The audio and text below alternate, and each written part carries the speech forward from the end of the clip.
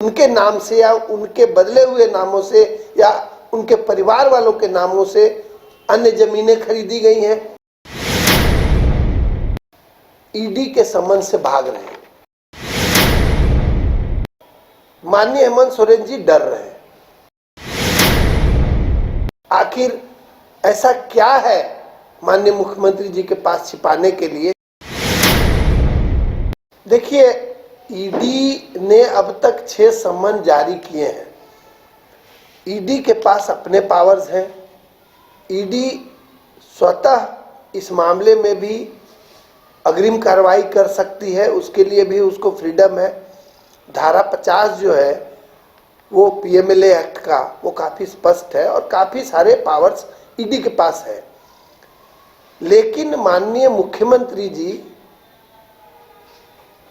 हेमंत सोरेन जी क्योंकि एक संवैधानिक कुर्सी पे है और मुख्यमंत्री के रूप में हेमंत सोरेन जी काबिज है, इसलिए ये उचित भी नहीं है कि ईडी कोई इस प्रकार की कार्रवाई करे जो उचित न लगे।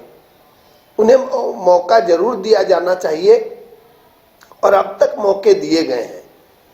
परंतु अब मैं समझता हूं कि ईडी को भी लगता होगा या राज्य की जनता भी ऐसा समझने लगी है कि आखिर ऐसी क्या बात है, आखिर ऐसा क्या है माननीय मुख्यमंत्री जी के पास छिपाने के लिए जो छिपाना चाहते हैं। पूर्व में भी एक बार वो ईडी के पास गए थे माइनिंग लीज वाले मामले पर, तब तो ईडी ने उन्हें अरेस्ट नहीं किया था। लेकिन जमीन घोटाले के मामले में जब उनसे पूछताछ के लिए उन्हें बुलाया जा रहा है तो माननीय हेमंत सोरेन जी डर रहे हैं। ये बात तो माननीय हेमंत सोरेन जी ही जानते होंगे या ईडी जानती होगी। शायद कुछ ऐसी जमीनों के बारे में ईडी को सूत्र मिला हो जो पूछने के लिए वो तत्पर है, और ये भी हो सकता है कि माननीय हेमंत सोरेन जी को भी पता है कि जो जमीनें या जिन जमीनों के बारे में उन्होंने अपनी एफिडेविट्स में जिक्र किया है उसके अतिरिक्त भी उनके नाम से या उनके बदले हुए नामों से या उनके परिवार वालों के नामों से अन्य जमीनें खरीदी गई हैं। तो ऐसी भी बातें हैं या अन्य जमीन घोटाले से संबंधित जो मामले चल रहे हैं उसमें उनके या उनके कार्यालय की संलिप्तता किसी भी प्रकार से अगर उजागर होने की आशंका उन्हें होगी तो हो सकता है इस कारण से भी वे ईडी के समन से भाग रहे हैं। मैं ये शब्द यूज कर रहा हूं, ईडी के समन से भाग रहे हैं। वो न्यायालय भी गए थे, माननीय सर्वोच्च न्यायालय ने उन्हें कोई राहत नहीं दी। वे हाईकोर्ट भी आए थे, न्यूज़पेपर में ये पब्लिश हुआ, आप लोगों के मध्य भी ये समाचार आया कि वो न्यायालय, चूंकि उच्च न्यायालय गए हैं इसलिए समन को फॉलो नहीं करेंगे। माननीय उच्च न्यायालय से भी उन्हें राहत नहीं मिली। अब ये छठा समन आया है। देखिए, माननीय हेमंत सोरेन जी अपने छोटे छोटे से मामले में भी देश के सबसे महंगे वकील या वकील समूहों से राय लेते हैं।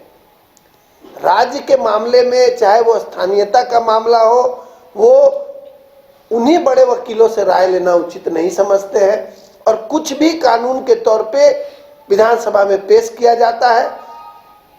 और अभी वर्तमान में जो मामला स्थानीय नीति से संबंधित है, मुझे ये पता है कि माननीय राज्यपाल ने अटॉर्नी जनरल ऑफ इंडिया से मंतव्य लेकर के कुछ दिशा निर्देश देते हुए विधानसभा को स्थानीय नीति पे विचार करने के लिए, पुनर्विचार करने के लिए लिखा है। माननीय हेमंत सोरेन जी को चाहिए कि जैसे बड़े बड़े महंगे वकील वो अपने व्यक्तिगत मामलों में लड़ने के लिए सरकारी खर्च पे बुलाते हैं या उन्हें इंगेज करते हैं, उसी तरह से राज्य के महत्वपूर्ण मामलों में भी, चाहे वो सीएनटी एक्ट में बदलाव का मामला हो, चाहे तो वो SC ST prevention of atrocities act में इस तरह के निर्णय लेने का मामला हो कि डीवाईएसपी के जगह पे इंस्पेक्टर अब जांच करेगा ऐसे मामलों की, या वो स्थानीय नीति को कानून सम्मत तरीके से निर्धारित करने का मामला हो, उन्हें बिल्कुल राय लेनी चाहिए इन्हीं महंगे वकीलों से, लेकिन वो ऐसा नहीं करेंगे। राजधानी रांची में वाइल्ड वादी लेकर आया है रांची फ्लावर पार्क, जहां आकर्षक फूल मोह लेंगे आपका दिल। रात में आकर्षक लाइट से नजारा होगा रंगीन। परिवार के साथ उठाइए ट्रैम्पोलिन पार्क का लुत्फ। की जगह पर मिलेगा amusement park, zip line, bird park, picnic और कुल्हड़ चाय का भी मजा। Monday to Friday entry fees सिर्फ 200 रूपए और सैटरडे और हॉलीडेज में महज 300 रूपए में भरपूर मनोरंजन। तो आइए वाइल्ड वादी।